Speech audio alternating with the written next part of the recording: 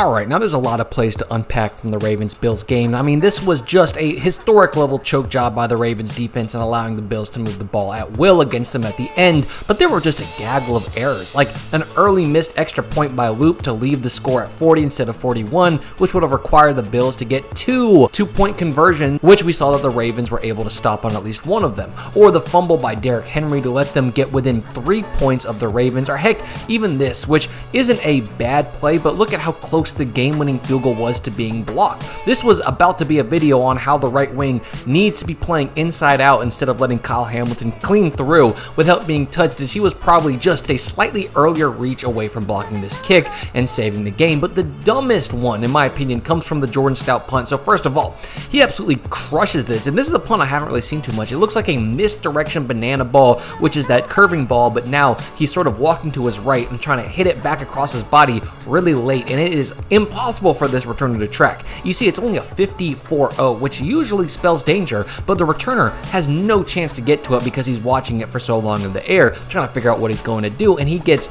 punished as that ball looks like it's about to roll to a stop at the 1, and there's pretty much no need for any intervention. But one of his coverage players not only tries to fall on the ball that needed not to be fallen on, but takes so much momentum with him that he carries himself into the end zone, forcing a touchback. Now, not only did you shorten the field by about 20 yards when carrying a 15-point lead with less than 5 minutes in the game, but the dumbest part is by looking at the momentum the ball had, you literally had to do nothing. It was not going to go into the end zone, and by the time he was diving on it, that was already obvious. Now, this obviously isn't the sole reason that they lost the game, but starting a team at the 1 and forcing them to go 99 yards just doesn't happen very often, at least not compared to going 80 yards, and I think people aren't talking enough about how this contributed to the loss. It's a really poor play. I mean, at that point, you just have to knock it back off the line when you allow yourself to slide into the end zone. Any part